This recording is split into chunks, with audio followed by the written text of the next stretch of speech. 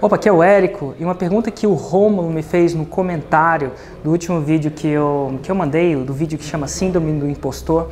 Ele fez o comentário: Érico, eu sou um humorista e hoje eu estou numa entre-safra criativa. Isso é, mais ou menos o que ele disse eu criei alguns personagens, mas eu acho que os próximos personagens, ou textos, ou peças que eu crio, nunca são tão engraçadas quanto aqueles que eu criei.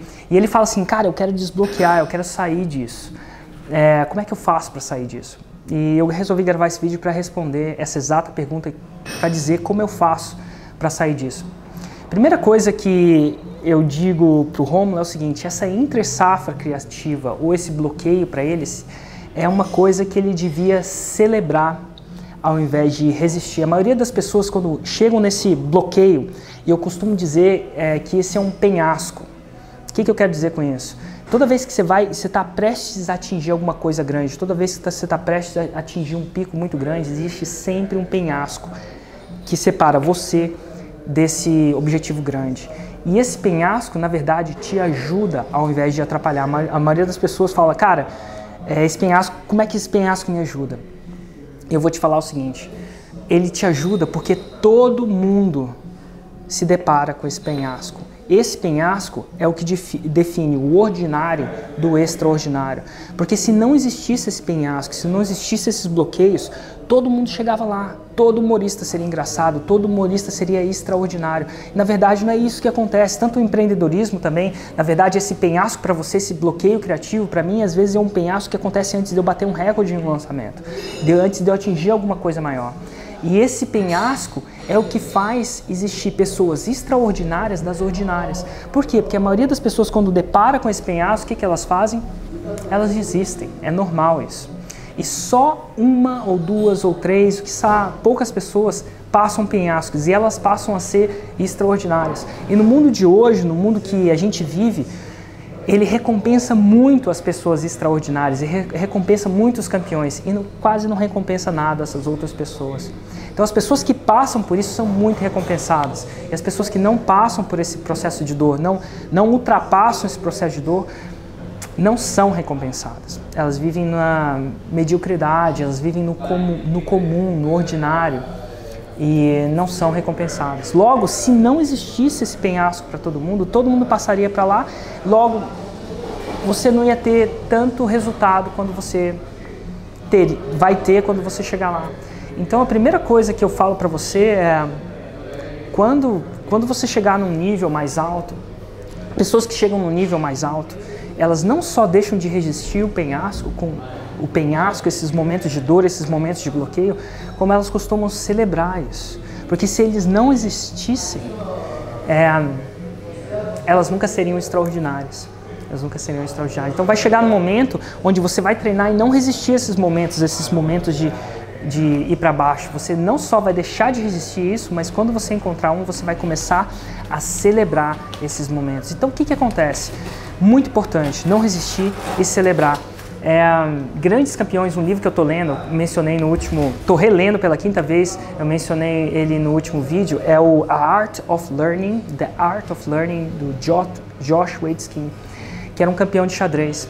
E ele uma das grandes táticas para ele se tornar campeão de xadrez e ganhar de pessoas que em teoria eram mais fortes do que ele, mais bem dotadas do que ele, mais prodígios do que ele, era o seguinte: as criancinhas que no tempo que ele era criança também, que eram prodígios nos jogos de xadrez, elas treinavam ser muito bem na abertura do jogo. Então ela treinava táticas no tabuleiro de xadrez para abrir o jogo muito bem e terminar o jogo logo no começo. E se ela não conseguisse terminar o jogo logo no começo, ela se sentia desconfortável quando o jogo demorava muito, quando ela tinha que lutar muito no jogo, quando ela tinha que entrar muito de cabeça para sair daquele labirinto que era o jogo. Logo, ele treinava o seguinte: ele não focava o treinamento dele na abertura, ele focava o treinamento para não cair nas armadilhas das aberturas das outras pessoas, mas ele focava um treinamento em se sentir confortável naquele ambiente desconfortável que acontecia quando o labirinto tinha espalhado, quando o jogo tinha ficado confuso. E ele tinha resiliência durante essa parte. E era ali que os fundamentos eram mais fortes. É ali que ele estudava os fundamentos do jogo mais forte. Então, então a maioria das crianças queriam abrir e fechar o jogo rápido. Se não abrisse e fechava o jogo rápido, elas tendiam a perder para ele. E ele se sentia confortável nas situações que não eram confortáveis. Então assim, isso é olha só, um campeão falando isso. Outro campeão que começou a treinar e a gostar de situações desconfortáveis é o Ayrton Senna. Talvez você saiba, é normal saber que o Ayrton Senna se dava muito bem quando chovia. Então quando chovia ele era o melhor.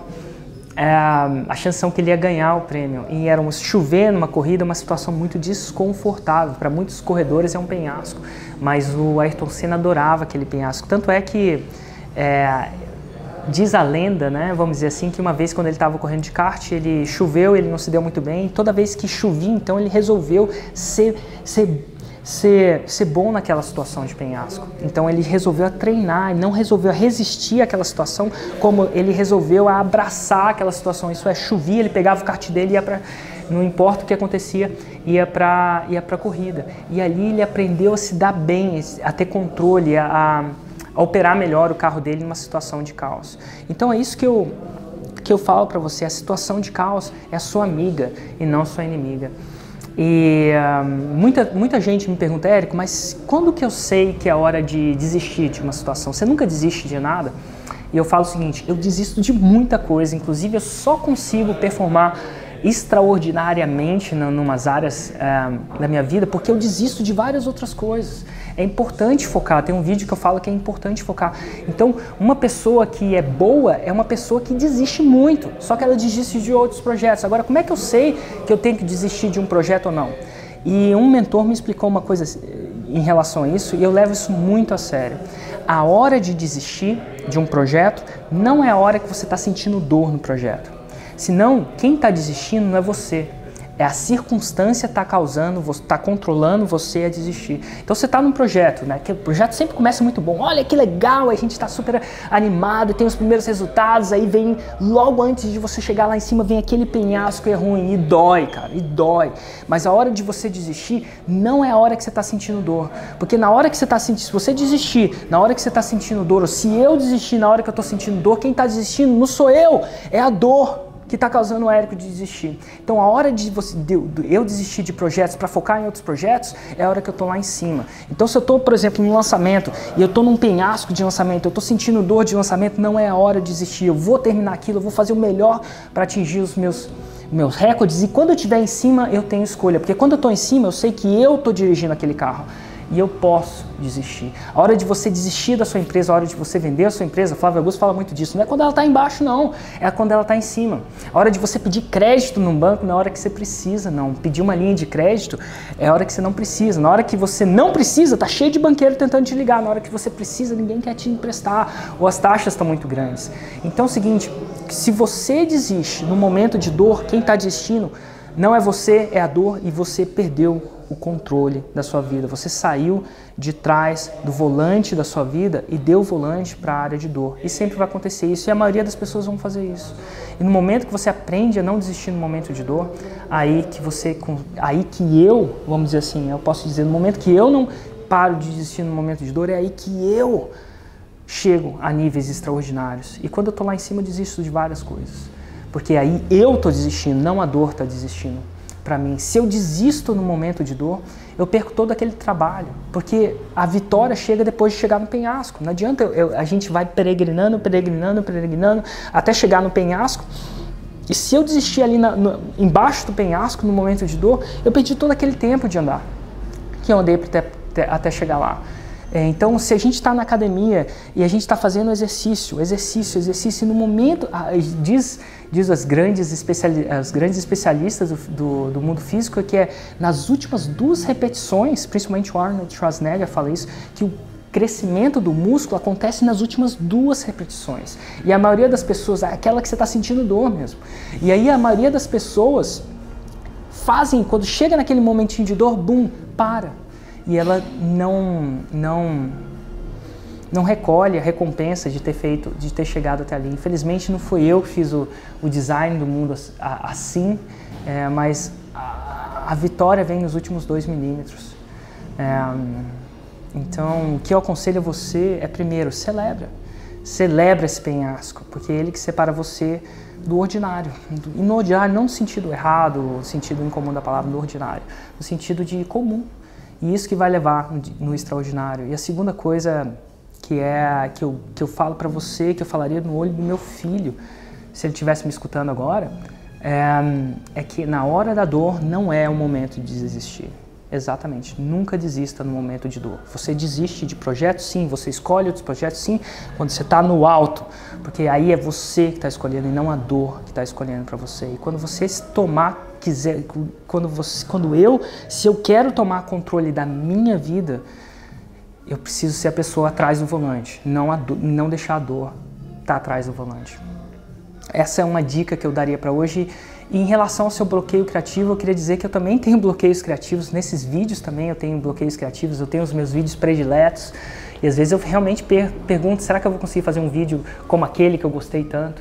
E uma coisa que eu recomendo para você, se você estiver nesse processo, é distensionar.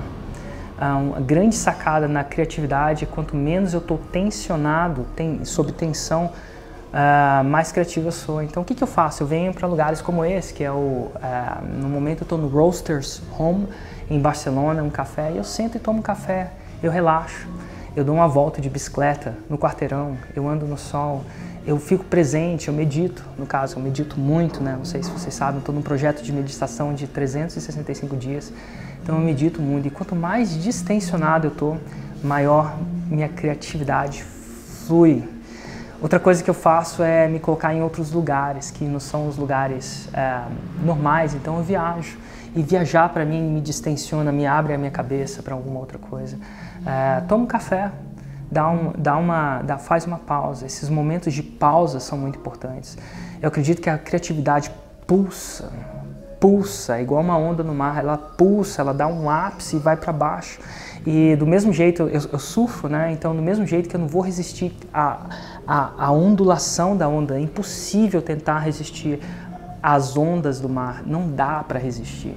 A pulsação que o mundo faz, não dá para resistir, só dá para você surfar aquela onda, dá para você dançar com aquela onda. E um dia que você começar a dançar com os pulsos da vida, dos altos e baixos, e não resistir a eles, a chance são que você vai muito longe. Então, ao invés de você resistir àquela onda e só levar porrada, você vai começar a entender que aquela onda existe e você vai surfar ela. E quando ela for para baixo, você vai estar surfando e dançando com ela. E quando ela for para cima, você vai estar surfando. Então, quando você estiver embaixo, lembra? Você tem duas opções. Ou você vai resistir, estar embaixo, ou você vai surfar e preparar para subir. Um grande abraço, essa dica de hoje. Se você está gostando desse canal, não esqueça de assinar aqui embaixo esse canal do YouTube. Deixa um comentário, muito importante seu comentário para mim. Clica gostei se você não gostou, clica não gostei se você não gostou. Eu te vejo no próximo vídeo.